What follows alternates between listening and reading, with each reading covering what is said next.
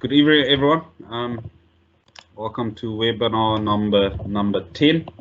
Okay, so I'm just going to give you a bit of context. So this was especially it was started by an idea by a group of coaches just to use this as a platform to share, and then it has grown into a more structured webinar. And we in week 10, something that we didn't anticipate, but that sometimes when you don't plan these things, it happens. Unfortunately, I wanted to share a screen with you, but due to the poor network tonight in the whole of South Africa, I see I can't share it. And then special welcome to some of our old faces that I see online. Special welcome to a few new ones. I see Vessel Dippenaar here, so from ETA as well. Vessel, nice to see you as well. Then our old faces all the way from the United States of Darling, Philip is back. Then yeah, and I see also Mr. Trout there all the way from UWC. Welcome to you, sir, as well. So as I said earlier, we're very informal, but tonight we're taking a different route as we did in the past. So tonight we have four guests, people in the media, and we're putting them on the other side of the microphone now, where we're going to ask them a few questions. So how it will work tonight is I'll start with a few questions, and then we open the chat room for you to ask questions as well. There's no clear structure on where we're heading. We're just gonna, as they answer, I'm gonna base my questions on there. But I've got 4 typical questions that I want to pose to them, and then we can bounce it off from there. So I want to introduce.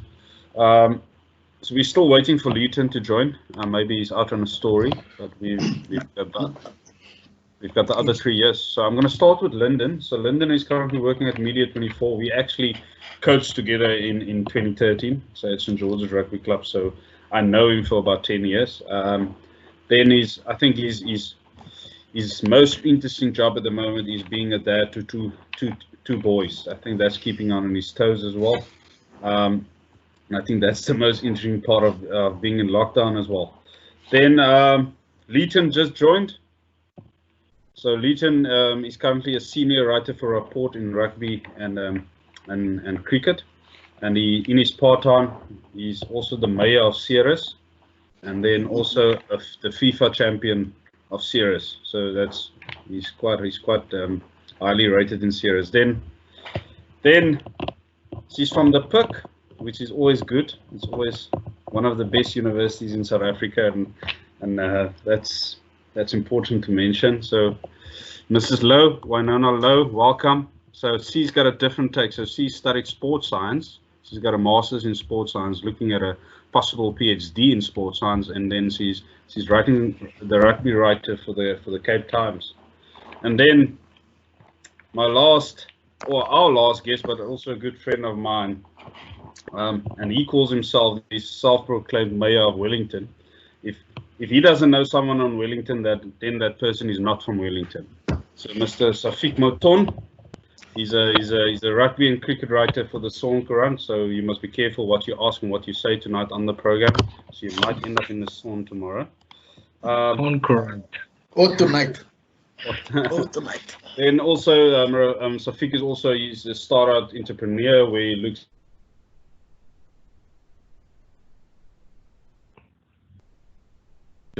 at institutions. So yeah, welcome lady and gents, and it's Wynona, it's nice to have you. Otherwise it would have been boring just chatting to three guys. It's nice having you here as well, and I think you're gonna take us on a different journey with your background as well, because a lot of the students that attend is also sports science student, and that might guide them becoming a sports journalist. So the first point of question is, and I think we're gonna jump off with it. How did and we can start with Lyndon, and then we can work our way around. How did the whole virus affect the print media industry? I think that is a good point to start. How did it affect the print media industry? Yeah. I think good evening, everyone. Thanks, Doc. Evening to all my fellow media colleagues. So I'm a freelance sports writer. But then also my job title or my portfolio at Media 24 is a content marketer. for local newspapers, and we rely heavily on advertising and on the print advertising. So we've had to shift quite considerably. What was a good exercise was we kind of preempted the lockdown. So about 2.5 weeks prior to the lockdown, the CEO of Media24 kind of put us sort of already down to sort of get ready to work from home. So we started shifting stuff, and when the announcement came, we were kind of already in that mode to get to work or to be able to work from home. With the lockdown happening, the sales team that I work with, they obviously can't go out. Businesses have closed down that are or have to close. So that has put a considerable strain on advertising revenue on the side of print media. And then on the other side, with sports tournaments being cancelled, it also put a sort of a halt on the marketing budget around the sporting side of the print media. And then also just there's no content because there's no sports tournaments, there's no stories happening. I think for the first 4 weeks, I think we were kind of digging and grasping at straws to find content and stories that really like had to, find some angle somewhere.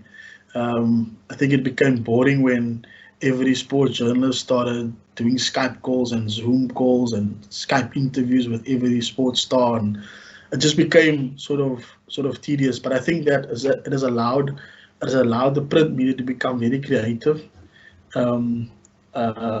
I know, especially with the weeklies, like with the papers that I work for, and also with Rapport, I think Leighton can add on to this later on.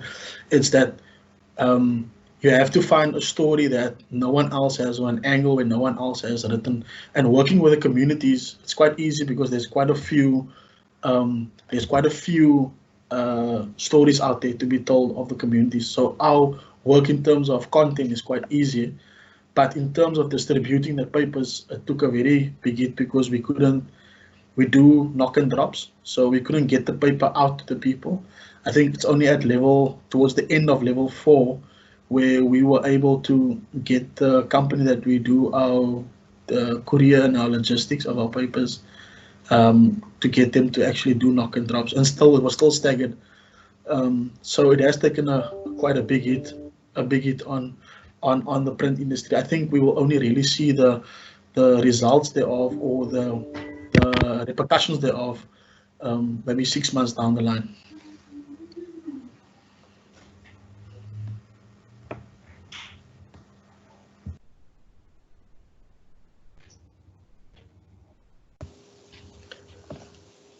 Yeah, if I can latch on to what Lyndon said now.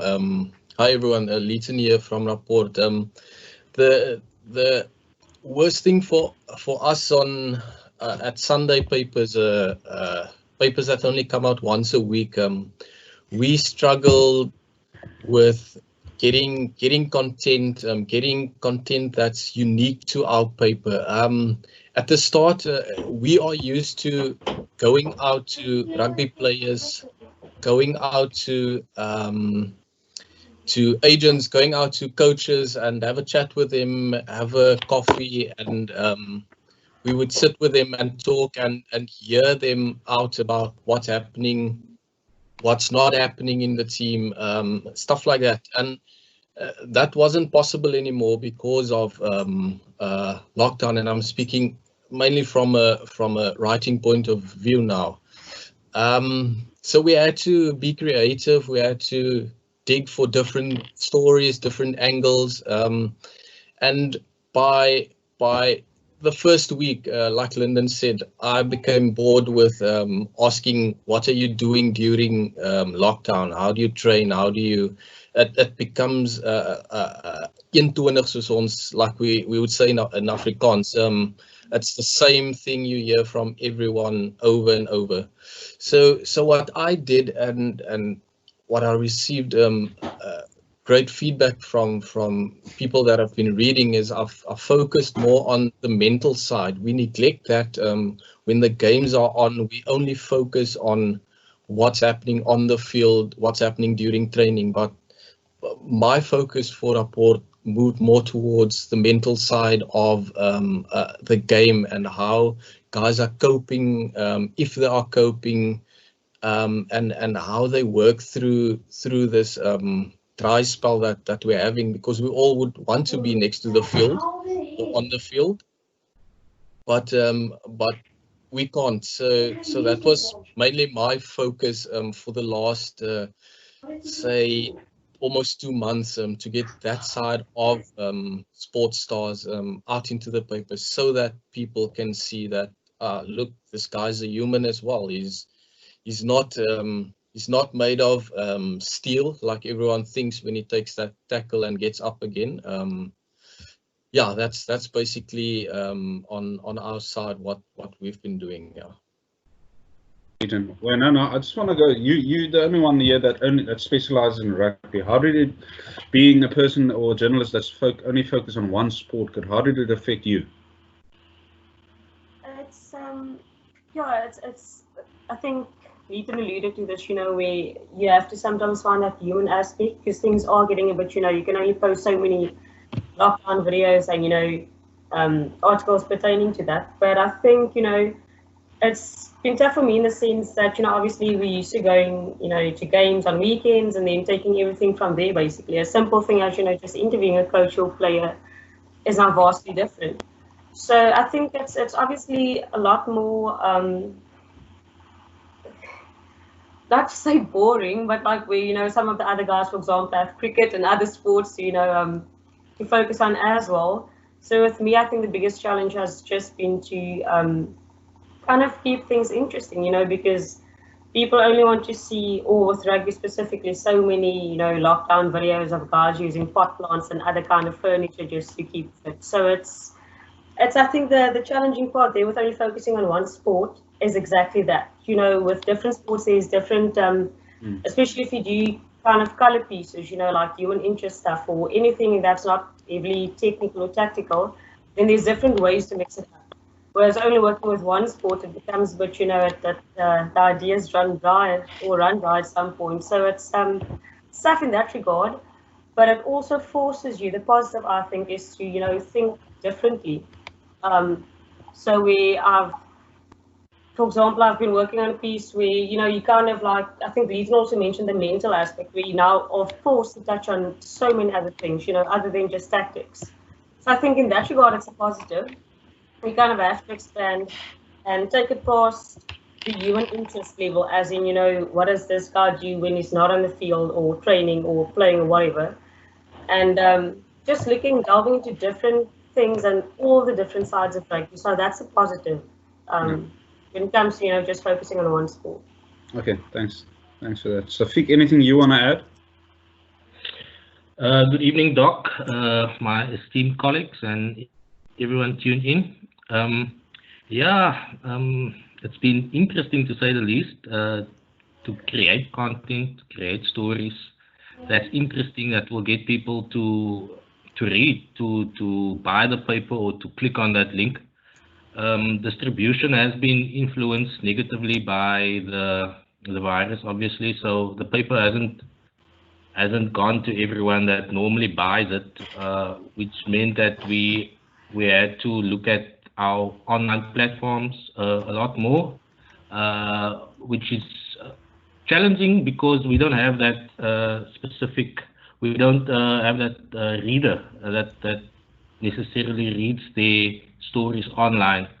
So yeah, to create stories with rugby and cricket and the mainstream sports wasn't that easy. But also I for instance have been writing about things that I don't normally write, like athletics and golf and tennis and stuff like that. When there's sporting events cancelled, or there's a Instagram live chat between Federer or Nadal, you have to latch on to that because it suddenly becomes a big thing. So yeah, it's interesting times that we live in, but I guess you have to be agile and adapt to the times.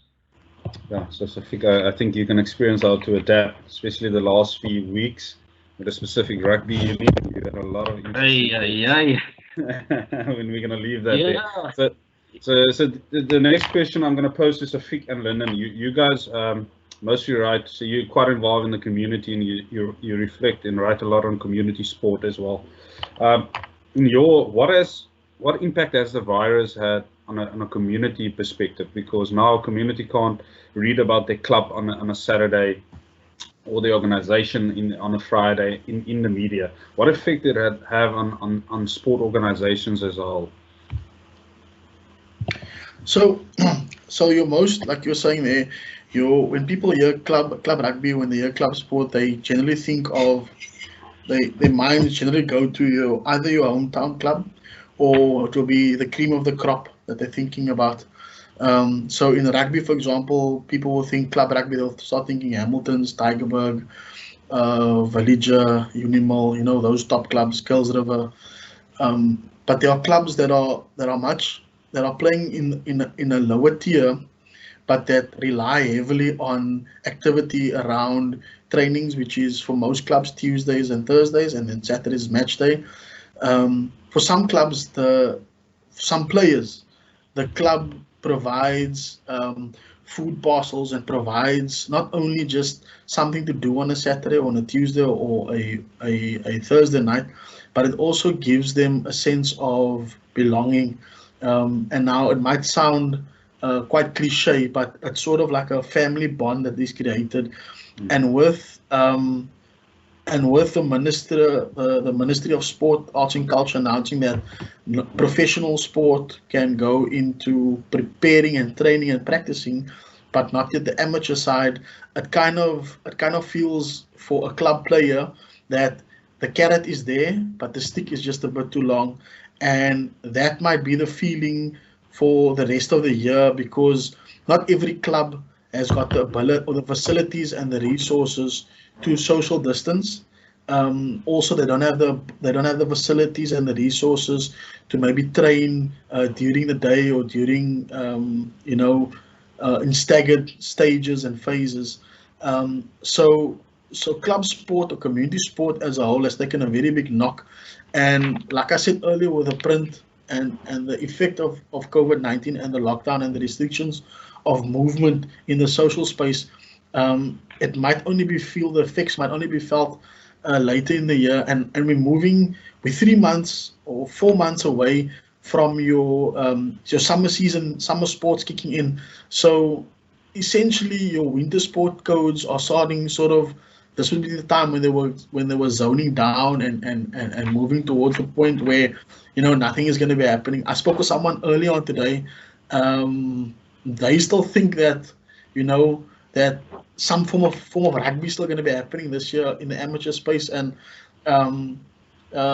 frankly put, I don't think it would be wise, first of all, and I don't think that club rugby, as an example, will take place this year.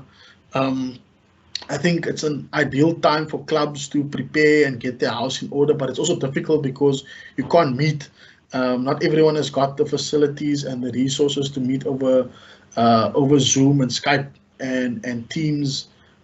So it's kind of, yes, there's maybe 60% of the clubs and the organizations that will be able to handle and sort of recover from this little stumbling block.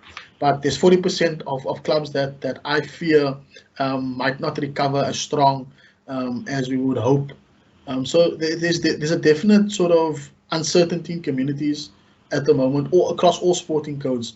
They don't really know, what's going to happen, how it's going to happen, because most clubs, they share fields, cricket and rugby, your hockey fields, your soccer field. So there's kind of an overlapping of a season happening at some point, and one sport code might feel that there's still like 4 weeks left. Let's have a couple of tournaments happening. But on the other side, your summer codes might feel, but look, we need to prepare this pitch because now we can actually play and we can actually complete our season.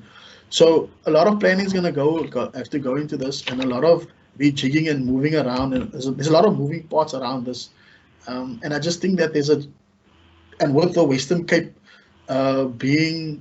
having some of the biggest numbers in positive corona or COVID-19 tests, I think there's just going to be a little bit uneasiness with some clubs in terms of traveling, in terms of playing away from home, that kind of thing, So you kind of have to mitigate that, and I wouldn't want to be on any exco of any club, any organization, or any sporting body at this point, amateur that is, because you've got to think of a lot of things and all the scenarios you got to think about. Yeah, so I'm going to move to you, Shafiek, but I want to add on to you. So what role can the media play to promote club sport in this time? What role can you as a journalist play in creating and assisting club sport organizations? Is that for me? Yes, that's for you. Yeah, I think for me, who lives in the Boland in Wellington, and I like to write about Boland and Boland rugby, Boland club rugby. It's all interesting in the Boland, as I say. We've got the largest group or the most clubs in the country, and everyone has an opinion, and everyone is loud about his opinion, and it's always interesting here in the Boland. But I think we are challenged not only as a rugby fraternity, but as a community and as a people. Everyone wants to get back onto the field. Everyone wants to see rugby on a Saturday because it's what makes people happy this side of the world on a Saturday. And to be on the field and next to the field cheering on your favorite club and your favorite player. But you must also be responsible. This virus is no joke. I think in the US alone, there's over 100,000 people that has passed. So we must take it serious, and with all the trouble that's going on in the Boland with administration and that, I think there's a distinct lack of good governance in this part of the world at the moment when it comes to rugby, which is hurting rugby in this region. But hopefully we can find a way to make this work in the next few months, probably, because I know that teams will have to train for every month they lost due to the virus. They will have to train for that. So if they lose 3 months, that I think we are on 2.5 months or something like that now, they will have to train for 3 months. I think some of the coaches can maybe just verify that. But yeah, again, Boland Club Rugby has the potential to become a great product, and it is a great product already, but it can be so much better if and when we have the right people in the right positions. Yeah, no, thanks for that, Shafiek and Lyndon. I'm going to move to Wynona and Leighton. And Wynona and Leighton, I want to ask you specifically about the relevance of print media still, because there's, as you alluded to at the beginning, you guys are quite under pressure to still make sales. And I want to, we as coaches speak always about knowing your players. Do your media companies, do they do research on what is still relevant? What do people want as news? What formats do they want it? Can you just take us to that process? Maybe we can start with the Cape Times. What processes or research processes is in place to collect data, and based on that information, you make changes on how you write, how you present your articles and stuff? You can touch on that. So basically with us, I don't know about the other publications, but it's very in terms of, with the different writers we have, like your soccer writers, your rugby writers, golf, whatever kind of writer, we specialize, so we are obviously expected, to know that field. I've never been in a situation where my editor, sat with me and kind of told me what to do or what to write, so that they kind of, with us, leave up to you. So that's why it's so important, like you said, to know the coaches, to know your players, and also to know your market. So, for example, like the readership that, a lot of Afrikaans papers, obviously, for example, we don't. So that differs. So you need to know your market and obviously the people you work with. So the players, the coaches, that type of thing. And in that, when we also, not so much with print, because I don't think there's really a way to track that, but it's much easier online or digitally.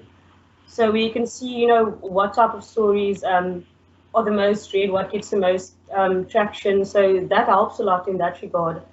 But I think, you know, just key or basically can streamline all of it, like how you cover the sport or what you focus on.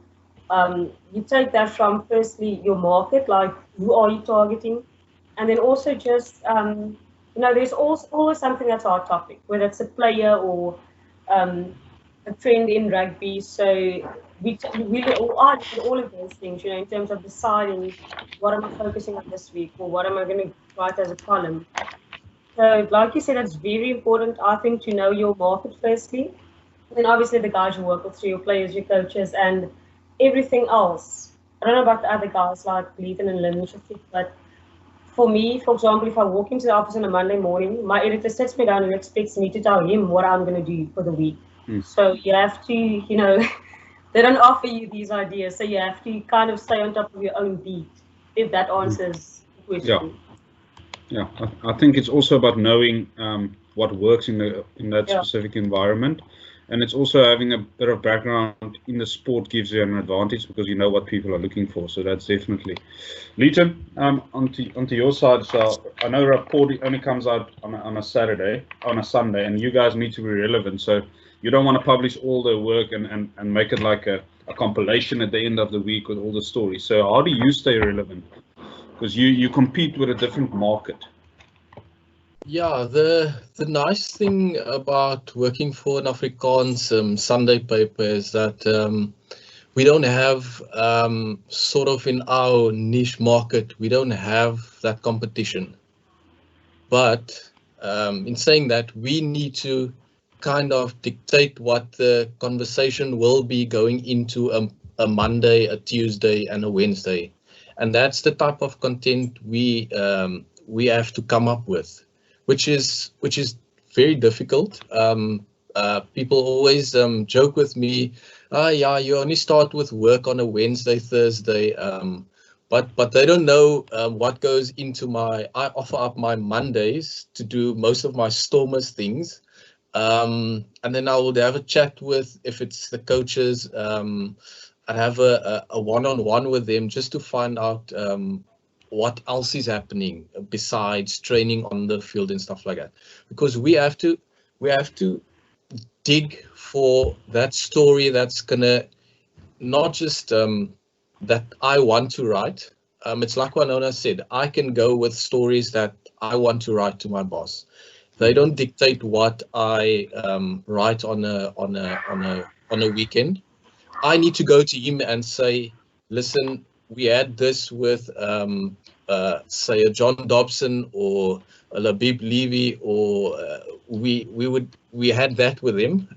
So what do you take out of that conversation with them? What do you think will work for our market? And I would give those points, and he would say, okay, zoom in on the skills factor of what the coaches told you, or the breakdown factor, and how they do things like the breakdown different than other coaches, because people want to read something different. They don't want to read what the Stormers are copying, what the Crusaders are currently doing at the breakdown, or they figured out their technique and now they want to do it as well. They want to know how the Stormers go about doing their thing, what makes them tick, what makes them successful, what made them successful in that first couple of games. So for us on a Sunday, it's to go and dig deeper than that surface stuff that comes out in a Monday press conference or a Tuesday or Thursday press conference.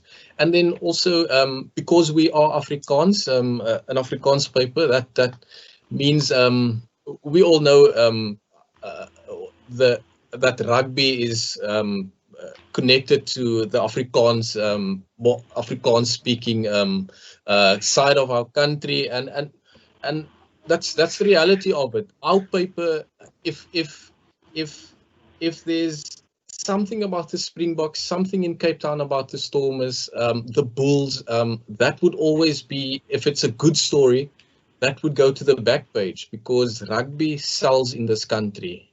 and rugby sells in under the Afrikaans speaking people as well.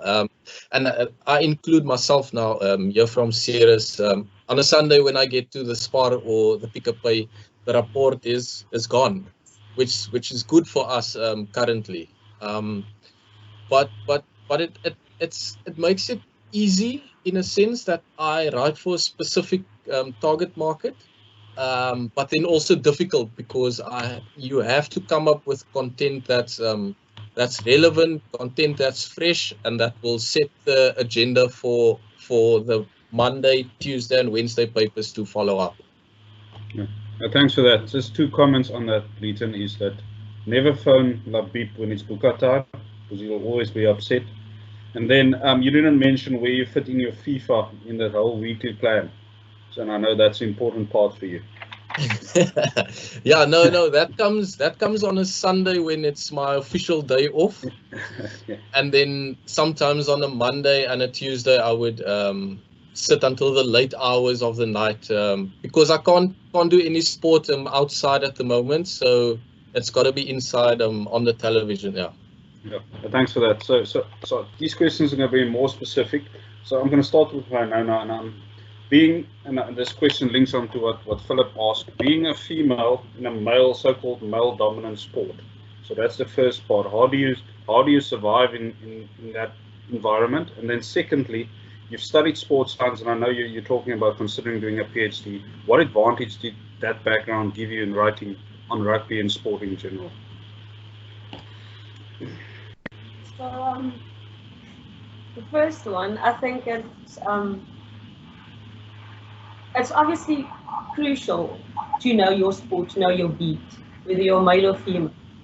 I would think or say, personally, it's even more so being female, because Leighton, for example, we're so human. We writers, media, people sometimes think, a point is, so Leighton can, for example, make a mistake. People will see it as exactly that, a mistake. I can do the exact same thing, and somehow the me being female thing will always be tied in. Not always, but you still get people who think like that, unfortunately. It's never been tough for me in that, regard where I can say that I've faced certain, ill treatment or anything like that, but it's just obviously, that there's added pressure. Like I said, it's absolutely key for you to know your beat or to know your sport. And in my case, I think just even more so, just to always feel like you're able to, kind of back it up, which maybe shouldn't be the case, but yeah. And then secondly, with the sports science question, so I think like we said earlier also, especially now during the lockdown, there's so many, because you can't just go to the field, and cover a game, just write a match report or, analysis type of piece. So you have to think outside the box. You have to explore different avenues, different areas. And I think that's something that my sports science background has helped a lot. Sometimes especially now during lockdown, when ideas start running a bit dry, and it's always that kind of thing that you can bring in. I felt that, for example, like in my case, interviews with guys like, conditioning coaches, or any kind of specialist, field related to high performance or conditioning, it's always much more interesting. Not that, interviewing like head coaches or assistant coaches, not that that's not interesting, but I'm saying speaking to someone like I have to watch what I say now, with Labib in here. Certain, guys. Speak from the heart. Yeah, so stuff like that, like, an interview with a conditioning coach. Anybody involved, with high performance or strength and conditioning, to me, it's just being able to understand it a bit more, but better, and also then it helps with, different kind of things, because now, again, in lockdown, we have to think differently, and that's kind of helped me, especially now, looking at that, just thinking of different things, whether it's the mental aspect or anything other than, technical stuff, because there's much more to rugby, obviously, than just that. So I think broadly, in terms of my background, just that focus. So I don't really think in terms of just channeling everything, into one channel. So, because there's different parts of the game, obviously. So I think just that's made me a bit more open to that. if that makes sense. And then also, you know, just being able to speak to kind of specialist coaches, not just, you know, your head coach, your assistant, and with a bit more understanding, if that, Yeah, that answers, but I think it's also the type of jargon that you use. So in sports science, you use someone doesn't want to know what's the anaerobic energy system. So also you need to make it, you know, make sense of it, and you need to write it so that the general public can understand it. So that's, thanks for that, Leighton. I want to move to you, and you touched on a bit earlier. So there's this, and I also believe that you just rock up, you write a story, and then you leave. But take us through a process to get from the start. How do you network? How do you make contact with that coach? How do you, until it's get published on a Sunday? What is that process like? So you can just explain to coaches what you guys go through. Yeah, that's obviously with different writers, it's a different story. The best thing for me is certain coaches that I've worked with from, say, schools level or Super Sport Challenge or Vodacom Cup back in the day. You build a relationship with them because during the Vodacom Cup you have 2 writers rocking up to cover a game. The coaches see that, and they see the effort you put into coming to get the story, seeing how their team goes, and also getting to chat with them after the game. You do your brief interview, but then you chat about who's good in the team or who he's looking to give a chance again. And getting that story is all about building that that connection, that sort of trust with that coach, the one coach, another coach, 2 coaches, and then one day, eventually, after 5 years in the shadow of other coaches, that coach becomes a head coach and assistant coach at the main team of the union or the franchise, and then you already have that relationship with that guy. So that makes getting that extra information that you normally don't get at a press conference so much easier, because he knows he can trust you with what he says. He knows when he tells you something and it's sort of controversial and stuff like that, you know that's strictly off the record. You don't you write it or you don't write it. It depends on how you see it. And then just coming back to how a typical week goes, I attend most of the press conferences with the Stormers or the Cobras. If I need to write cricket, I get the story there. But then by Monday, come Friday, that quotes would have sort of been outdated because it happened on a Monday. How do I write it still for Sunday paper? So I would phone them and ask them, listen, but you said this on Monday or Tuesday. Has something changed during the week? Is there something extra that you can give me on this process or this training, if it's training method or something in the team? Is there something extra you can give me that's going to make what I'm writing on Sunday something unique that did not come out in the week in the daily papers like Die Burger, for argument's sake, or it was on Sport 24 online or in the Cape Times. So I usually have to wait till the Thursday, Friday to definitely latch onto a story before I can start writing it on a Friday and a Saturday. But then if it doesn't come out in the week somewhere else, I can go ahead and write it as my own unique content. Okay. But it's also, I like the part, and that's for something that we can learn for and apply on a coaching perspective, is you need to stay relevant. If you get information, will it be still relevant on that Saturday? Yeah. Will it be in line with what we want to achieve? Will you be able to beat that specific team if you play this way? So that's thanks for that, Lyndon. I want to head to you. I see there's been a chat going on in the chat, but I'm going to move away from that. And then there's a lot of coaches and sport administrators scared of the media, and they sometimes make comments like the media can make or break you. How do club coaches, club administrators, sport organizations build a relationship with the media? So I think there's it sort of ties in with what Leighton is saying. For example, like you would go to your club games. I generally think, or not generally, but I still firm believer that a journalist can't file or write from the comfort of his own home, even if the match is reported or is being broadcasted. You got to be on the field. You got to get the feel for the environment and players. So you build up that repertoire with the coach. So that's it's the same principle where you kind of, your controversial or your topic of controversy at club level and the topic of controversy at union level or professional level is not always the same. So what is controversial at club level might not even be relevant as you leave the gates. But for that club coach, it's very important that you build that trust with them. And also certain coaches and certain club coaches, coaches that have moved through the ranks. The Stormers, one of the Stormers, called Rito Hlongani.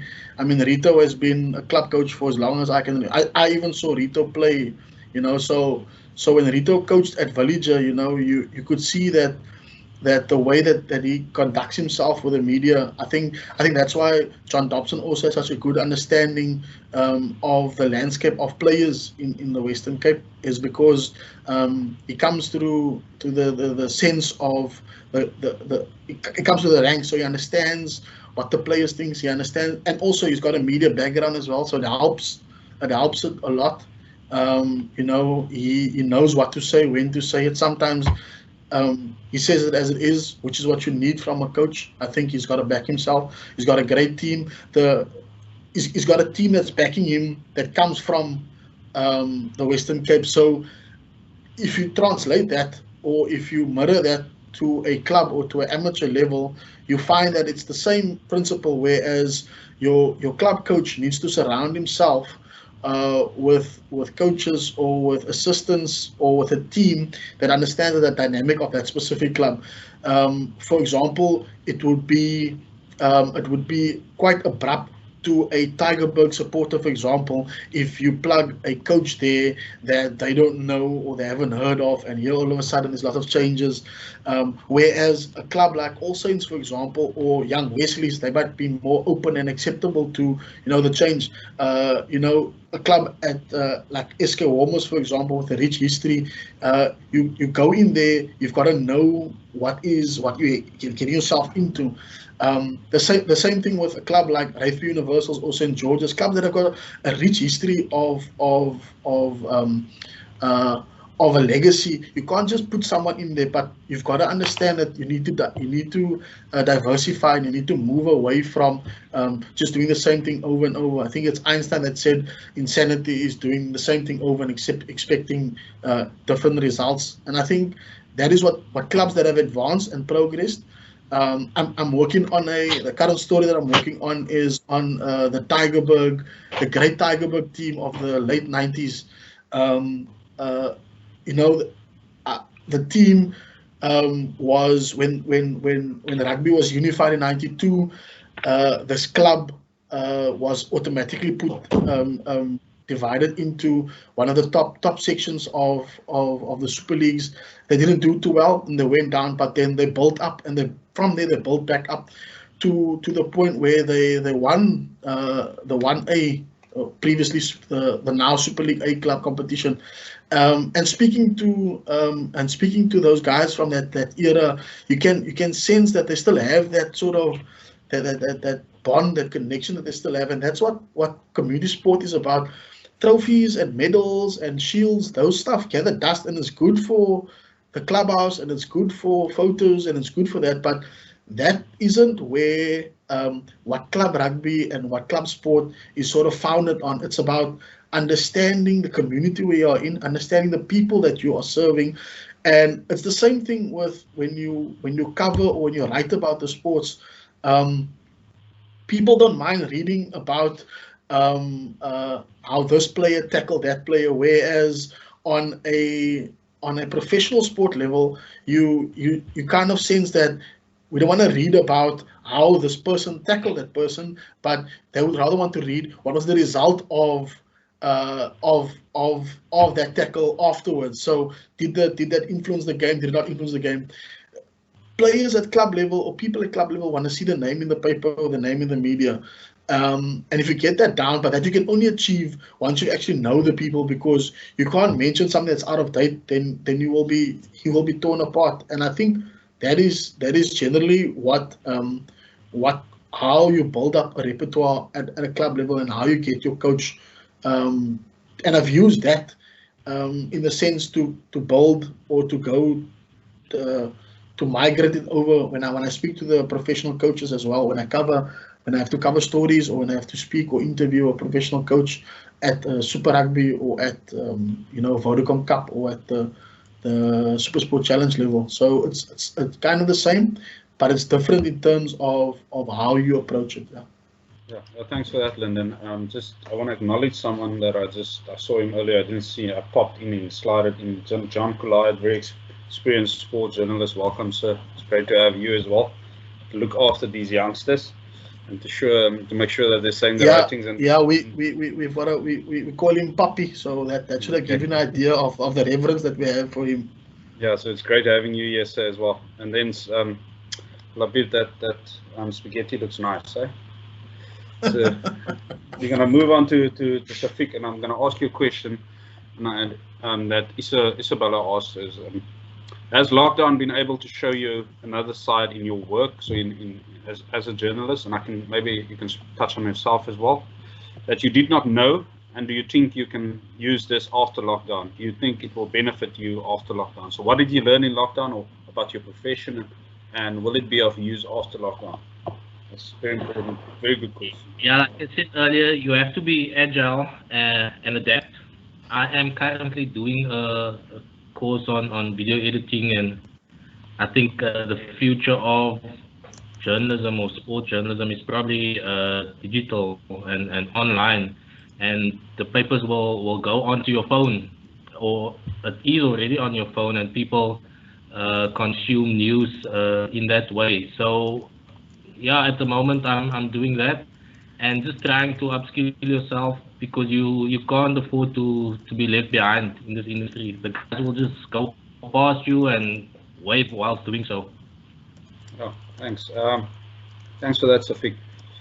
So I'm going to ask a question, and this is it came from the chat, and it's about headlines of articles. So who chooses these headlines? So I didn't see that. So I'm going to go to Shafiek.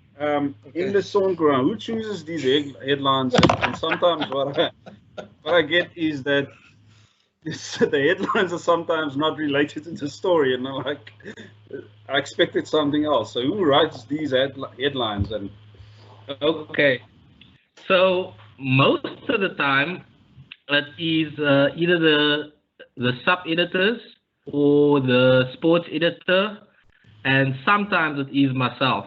I have been in trouble once or twice for headlines before, but yeah, you have to just deal with it. So I didn't see that question here, Doc. It's something. Philip asked me, what is your take on a specific statement? But I'm heading to in specific headlines, because that's another debate, the one that Philip asked. Oh, I will divulge everything once in the future, once I'm able to. Okay, we leave it at that. Said every journalist that I know. Yeah. So I'm gonna jump to Leighton, and so a lot of the times according to a source, the source wants to stay anonymous.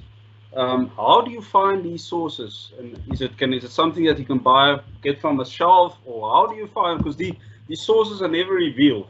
How do you gather your information, and why are these sources always anonymous? Yeah, I was just gonna say, it's these sauces are a bit more expensive than the Mrs. Balls and those stuff we get on the shelves at Pick n Pay, but yeah, no, it's basically connection that you build, whether it's with the CEO of SA Rugby, whether it's the chairman of the board of Western Province Rugby Pty Limited, whether it's the chief exec of the South African Cricketers Association. There's different people placed strategically in unions, in companies that you have built this relationship with, and they are sometimes also key in certain decision-making positions in that board or in that company or in that union, and they would either come to you, or if you were at school with them, or you played tag rugby with them, or just something small like that, someone you've known for a very long time. They have a vested interest in rugby. You can write about that, and I'm spilling the beans here now, but it would always be, if it's not to the advantage of them, they would hush, they would be quiet. But if it sets to benefit them, you would just get a message on a Monday, hey, listen, on Sunday a call came through, we have a big directors, a board meeting on Wednesday. We're going to decide the fate of Lyndon, who's the head coach. Will we renew his contract? We're having that on Saturday, but I can tell you now, I'm speaking now from the contact's perspective. If he's on the majority side of the board or the union or so, he would already tell you, listen, he's going to be gone. So you can start phoning people to just get a sense of who they are looking to get in his place. Or you can start throwing names out there just to set that agenda for the Monday, Tuesday, Wednesday papers on who's going to replace a Lyndon at Rugby Universals, if I can make an example now like that. So having those people in those strategic places, they never go on record to tell you that he's going to get fired or he's going to get the boot, but their information is so solid, you can write them as your source. Now, what a lot of people don't know is there's always, if we have to write a story that's huge, there's always going to be, if there's an anonymous source, we won't publish if we don't know that info is solid. That's our paper's thing. Like for example, we ran the Rassie Erasmus stories before he came back. We ran with it and we broke it that he's coming back, and because high-placed sources alerted us to it. We will never reveal who those sources are, but because it's so good, the sources are so solid, we can write it's never from only one source. So there's gonna be a second and a third, almost a third one to back the first two up. But the third one's info will corroborate the first two, but his will come with a bit extra, or his will come with something that maybe nullifies a bit of the info that the first one gave you. But more or less you will see the info stroking and it will interlock, and you can go ahead with a story because it's been verified by 3 different sources. So it's a tricky thing. Sometimes you have agents giving you a lot of information about guys, their contracts, where they're going to, but that's just to sort of like up the offers on their players.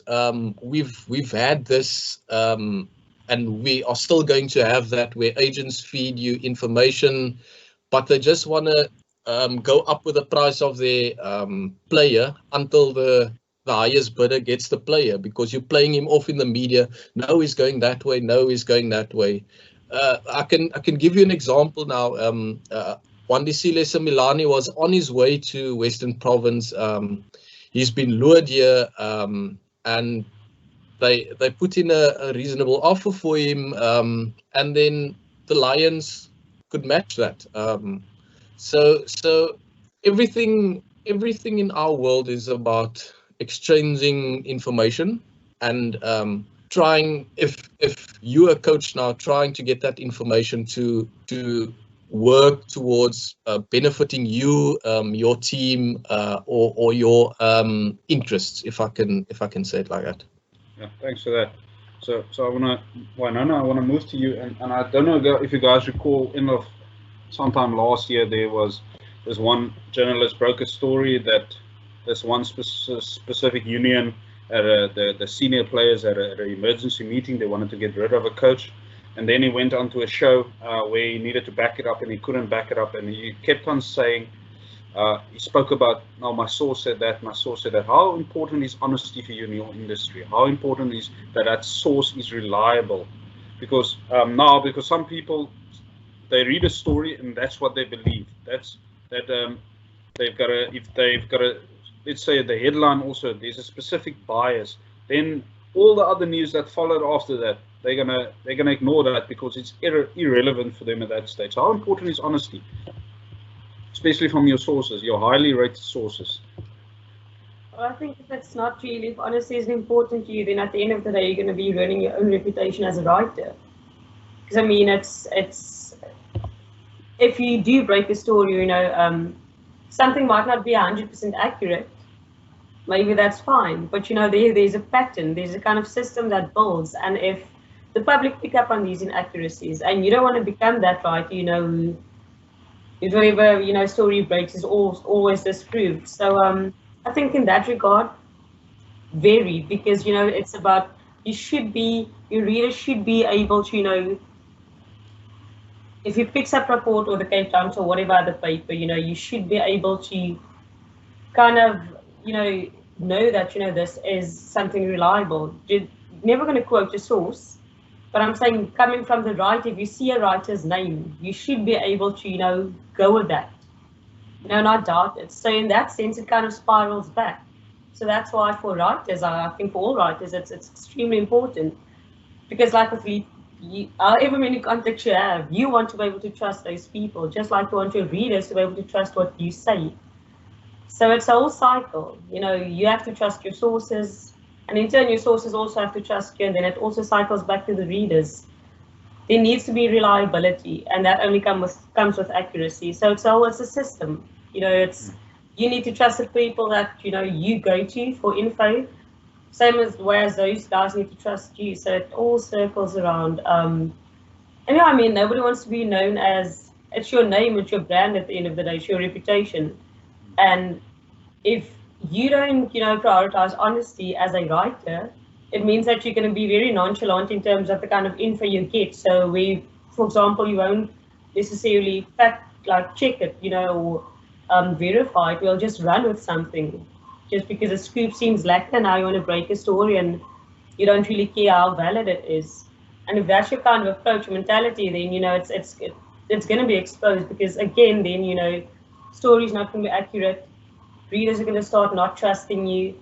Sources, same thing. So it's a system. It's a whole cycle. If that answers the question.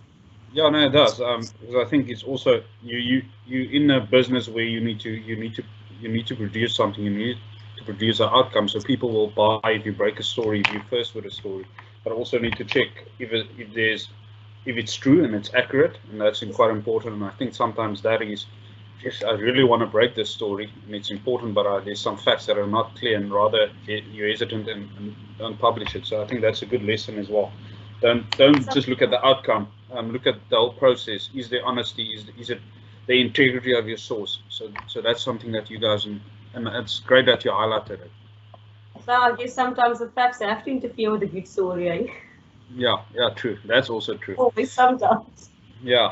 So Shafiek, I wanna you're quite young in this industry. So we spoke about building your you're young in age as well. I want to give you that compliment as well. You can say.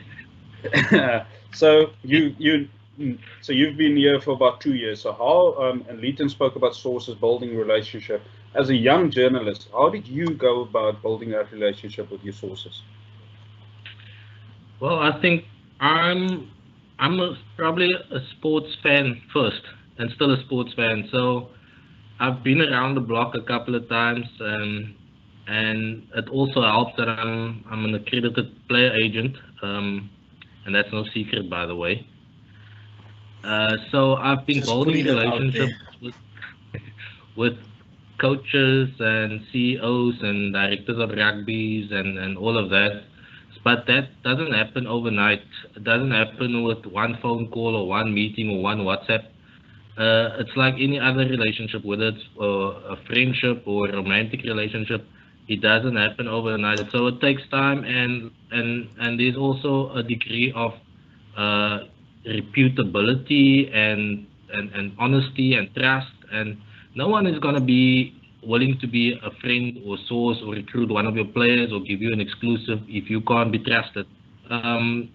So yeah, I haven't been writing for a newspaper that long, but yeah, it takes time, just like any other relationship. Yeah, thanks for that, Lyndon. I wanna go to you, and I wanna have a community angle on this. We're always looking for clubs. They want to create a high-performance culture, and clubs are now appointing PRs and media officers. What advice can you give clubs to assist them in creating that culture and dealing, and how to deal with the media, how to get their stories out there, how to use like the radio as well, because I know you've had a couple of shows on radio and Cape TV. So what advice can you give to clubs to, firstly, to build their brand, and to have structures in place like social media policies and that stuff? So what advice can you give to clubs? So essentially, when people or when clubs here, we've got a media liaison or PR, they think that they are gatekeepers and they stand like a security guard with a clipboard there. And I've always been pro the fact that your media liaison officer shouldn't stop anyone from the media from getting to your players or getting to your coaches. But obviously there's control that needs to be in place, but you shouldn't prevent that, because if your media liaison or if your PR skills are such a nature, you don't need to control everything. You only control once the outcome is there. Then you try and control and mitigate the factors. From a club point of view, you firstly, as a media liaison officer, you're not only just that or PR. You become the marketing, you become the social media manager, you become the online, you become the content manager, you become the person that is contacting the papers and contacting the radio for interviews or for coverage of your clubs.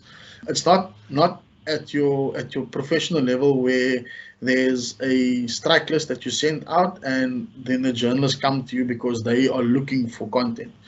At the community level, it's reversed, where the clubs need to look for the journalists to give them content. They need to kind of get them the first few weeks, first few months, get the content to them, and then find the club or the radio station in your area that has got a sports slot. Most communities have got a community radio station.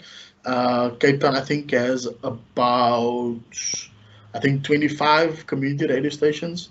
Then there's internet radio stations as well. So there's always a platform among the three media spaces: your print, your digital, and your broadcast space, where you'll always find there's space for you on those platforms. What I did was, when I in 2000 and I think it was in 2013 or 2012, sorry, when I was at St. George's. I was the PR and media liaison for them. What we did was we partnered with the local radio station, Radio Helderberg, and on a Thursday night, we would get a call from the studio, and then literally on the side of the field, we would read out the first team names of the players that are playing that weekend, just the first team squad. And at first you feel like, is anyone listening? Is this thing going somewhere? Is this thing going anywhere? But then you kind of feel that, but is there a sense of a connection to your club? Then you get to the field on Saturday, and first week there's nothing. Then by week 6, week 7, you pick up, okay, people are telling you, okay, yes, we're listening to you. We sort of listening out to that. And how I used to gauge it was, you use, as we use it in science, because I also hold a science qualification. You test A and you test B. So I would then I would not do the team announcement for about 3 weeks and see if it actually works. I have nothing to lose, And then by the third week, people come to me and say, "Oh, you're not doing this anymore. We're looking forward to this. We're listening to you." So there's that kind of thing. And then also, like, there's a local newspaper. Every community, every district, every metropolitan, every municipality has got a local newspaper where you reach out to and you say, "Look, we can't do a match report because by Thursday it's old news. So let's do sort of like a feel-good piece that you write about your paper." You get in touch with your paper. So you literally need your local radio station. You need your local paper, and then as you move up in the ranks of the union where you are in with your club, you sort of reach out to more media platforms, and then obviously Cape Rugby TV is there for all clubs in the rugby space. There's also Sports Federation TV for all the other sport codes apart from Cape Rugby. So there's that sense of security that you have as a media liaison officer, that at a community level, that systems have been put in place. 20 years or 15 years ago, it wasn't as evident in the club space as it is today. But you then become, then you move and transition into the phase of, or the stage of, where you approach your local businesses around your area. Then you can promote them in the local newspaper, on the local radio station, on Cape Rugby, and that way you generate income for your club. But it's also then becoming content driven and not just match report, because given the times that we are in right now, there's not matches happening, there's no practices happening. So what would you have been putting out as content? And you struggle because you're not meeting regularly. You're not as active as your Stormers players, or as your Cobra players, or as Cape Town City, or as the Proteas. You're not doing anything. You don't have that resources or that revenue to do that. So what do? So now you tap into the human aspect, like Lyndon and Wynona was alluding to earlier on. You tap into that aspect where you get that going, that you get that feel for the community sports to get this going. Yeah. And then I'm just reading this question Lyndon, about Clement. Can I ask that question okay. to Shafiek at the end? Okay. There's a reason why I'm asking that team, because I can ask each of your questions just to wrap it up. Thanks for that question, Clement.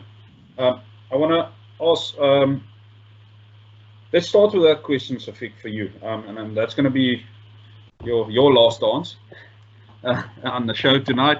So as a sport journalist, especially in rugby, but I think we can touch on it and make it broad to all club sports. Don't you feel that more can be done from the media's perspective to promote club sport and profiling of clubs and players in order to give players and clubs exposure? Just if you want to comment on that.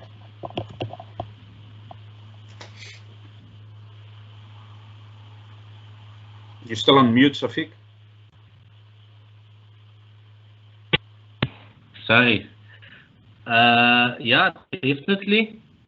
I think club rugby especially has been getting more exposure over the last 18 months or so, especially with social media growing, and every club now has a Facebook page, and there's this big group in Boland, the Boland Club Rugby News page, which has over 100,000 followers. And also from our side, Soncourant, we've got a Giga the Ball section every Monday and Friday, which focuses a whole page on or dedicates a whole page to club rugby in the Western Cape.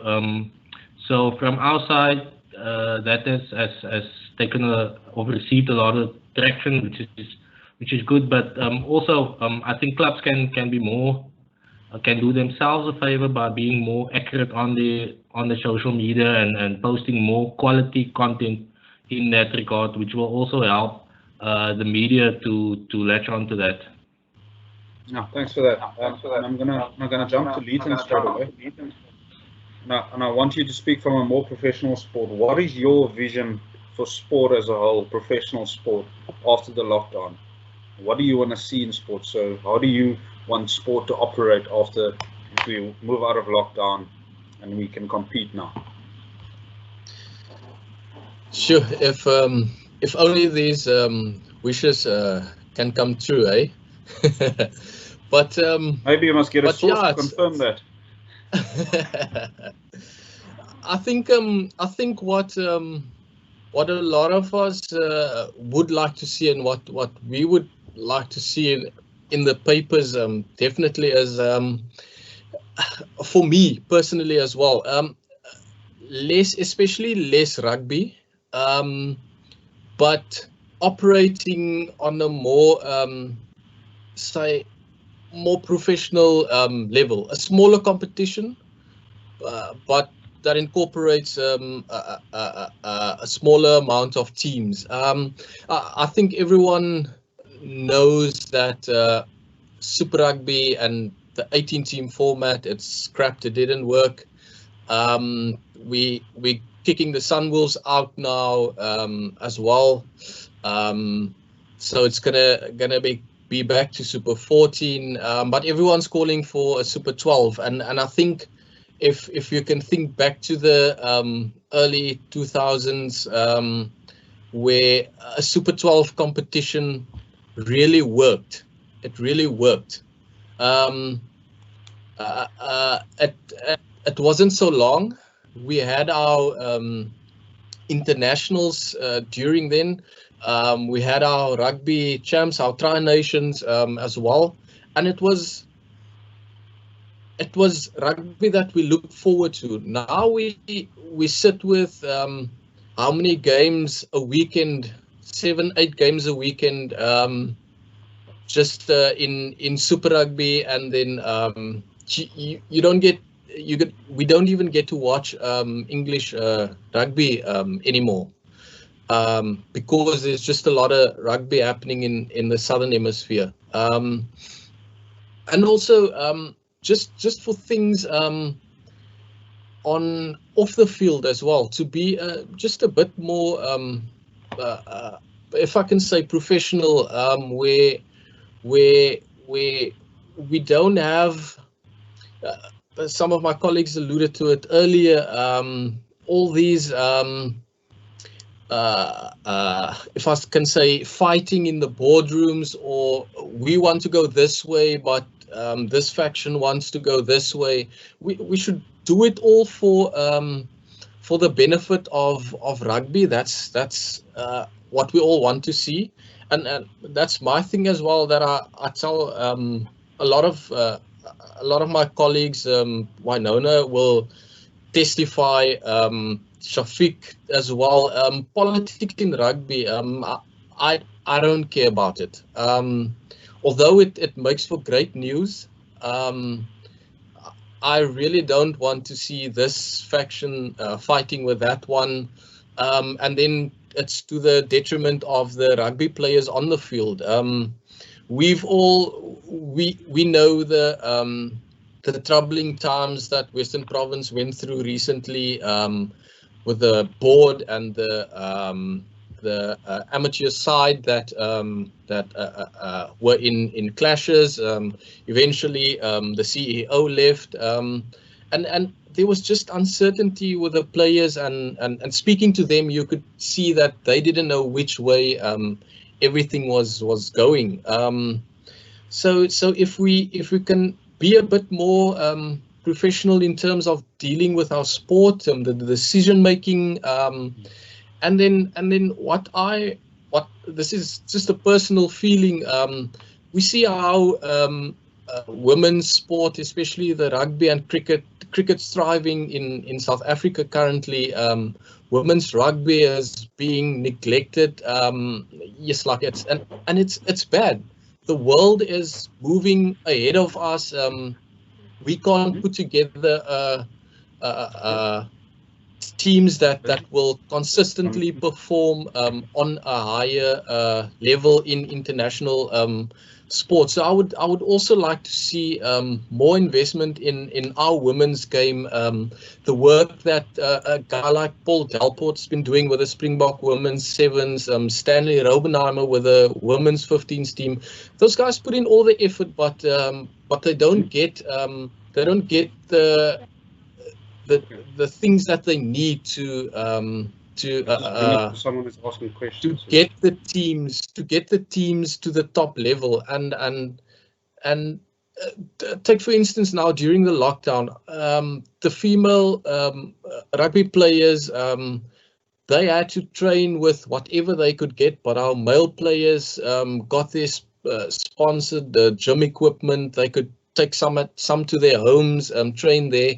So that type of inequality that we still see, especially in South Africa. I know the likes of England, the USA, even Russia, women's rugby team, Australia, they are very good. And if we want our women's team to be on the same type of playing field that our men compete in internationally, we need to start looking after our women's rugby as well, and that comes back to being just a bit more professional, and not specifically focus on just the male side of, although we know it's a male-dominated sports world, and we're not going to change that real soon. But I would like to see more resources being pumped into our women's rugby, and then also get our women's cricket, who's been doing very great on the international scene, to just get them up there with the world standards. Thanks for that, Lyndon. That's a wish for a lot of us. We're going to move to Wynona now, and I'm going to ask, how do you, as a journalist, upskill yourself? What do you look for when you want to develop as a journalist? Sure. It's just nobody knows anything, obviously. So it's I think again, like what we've mentioned this earlier. Just knowing your beat, and then because things are constantly changing, whether it's staying up to date with with rugby now specifically, whether it's law changes or anything related to your sport, your beat. And then also just, I think, and this is where the lockdown comes into hand. Well, not that, it's a very bad choice of words. Not say we're going to become an angry. But, I think this is a perfect time to learn, like we've actually forced ourselves to, for example, stop just focusing on match reports and previews and normal type of features. Like we've literally had to, kind of expand things a bit. And I think that's the only way that you can upskill yourself as a journalist, or one of, the very good ways in which you can go about it. Like I said, know your beat. Things are constantly changing in rugby, not just rugby, but like, all sports. Stay up to date with that. Continue building relationships, and as much as, certain parts or always trying to improve a sport. The same applies to journalism or writing, how you cover a sport. And it's also, I think, it's just key things that you think, like Leighton mentioned a few very good points now, things that he would like to see change. But what are we doing about that? Like, we all have this list of things that we would like to see change, and that's the only way that I can really see, and I'm not talking about technical writing stuff, I'm talking about actually like journalism or rugby reporting as a craft. That's one of the main reasons or ways I think we can improve it. We all have a list of things we'd like to see happen, things we'd like to see change, but what are we doing about it? And by skilling yourself, as a rugby writer, I think it's not just about, the technical writing part. It's about all of those smaller things that are actually major, but things that we might not always focus on. Addressing those points, those things we see as shortcomings, and just taking ownership of your beat. Whether it's the boardroom stuff that Leighton said, nobody likes, none of us just sit there in anticipation waiting for another one of these things to happen. But stay on top of it, or, it's just, whatever's happening in your beat, I think it's the only way for you to stay relevant, and then also to continue learning, and just taking ownership. Okay, thanks for that. So we're going to wrap it up. So we're going to have each of you just a one-liner to motivate the people during this time. What message do you want to give to the people, to the public, to the world, to South Africa? My fellow South Africans. Just be safe, guys and girls. Just be safe out there. This COVID, the coronavirus, COVID-19 gets to you or becomes real when one of your family or friend or someone that you know or that you work close with, that you are close with, gets tested positive for it, and then it becomes sort of like a dark and gloomy moment for you. But keep safe and stay positive, because of those people that I know that have tested positive for COVID, they have all one common denominator, and that is that they always remain positive and they just stay, mentally they're just very strong. So look after yourself, look after your family, and we will get back to some form of normality soon, and then we will get the sport back on the field. Thanks, Doc, for this opportunity. No, thanks for having you, Shafiek. Yeah, thanks, Doc, and everyone that tuned in for having me and my colleagues. From my side, I think that sport has taken a backseat, and rightly so, because there's way more important things in life at the moment. Our health and our safety is paramount, and we'll have sport again in the next few months. I think there's a lot of coaches here. Keep chatting to your players, especially the club players. Have these WhatsApp meetings and Zoom meetings, and we'll be on the sports field soon. Okay, thanks for that. Wynona? Yeah, it's everything passes. Obviously, this might take quite a while, but I think, I've tried to look at it in the sense of what can I do so that we don't look back, once this is over and think, what did I actually do? Like, it's now obviously we can't go to work, we can't attend training practices, don't necessarily have a lot of free time, but what are you doing in this time? And you don't have to go and change the world, and you don't have to, finish, do anything major, but it's just like, I'll try and think of it, this will pass, and then eventually, if I look back at this, I want to at least out of this it's a terrible experience, obviously, for everybody, directly and indirectly affected. So I just try and focus on, after this, if I do look back or looking back on it, I want to be able to at least see, like you mentioned, the upskilling thing. It can be a perfect time to do something like that. Keep busy, just upskill yourself in any way. And if your mission is just to cope, then that's also fine. So I think it's just, we're almost rugby, we're almost sport, and things are getting a bit frustrating, but we'll pass eventually. And I think it's just making, kind of productive use of this time. It doesn't have to be something major, even if you just upskill yourself in a very minor way. So that's what I've been trying to do, just, make use of this time so it's not a complete waste, with us missing out on work and all of those kind of things. Yeah, Leighton? Yeah, I'm basically just gonna add, take care of your mental health. This is something that we never ever anticipated. We never thought that we'd be indoors working from home for 3 months almost now. And I always have seen myself as someone who can adapt to any situation, but this actually opened my eyes. And after doing stories about players' mental health and how they cope with this, not being on the field, it actually opened my mind a bit more to just think of just like you always trying to see yourself as the strong person, but it's fine not to be strong. It's fine to open up to someone in this time, because it's a difficult time. Chat to someone, speak to someone, and just get things off your chest. One day you feel that you're on top of that mountain. The next day you find yourself at the bottom of it, staring up at the summit again. Then you need to do this again and again. And it's been like that in COVID. So it's been very important for me to just chat to a couple of people to just get things off my mind. And I would think a lot of people are going through this same thing of being on top the one day, at the bottom the next.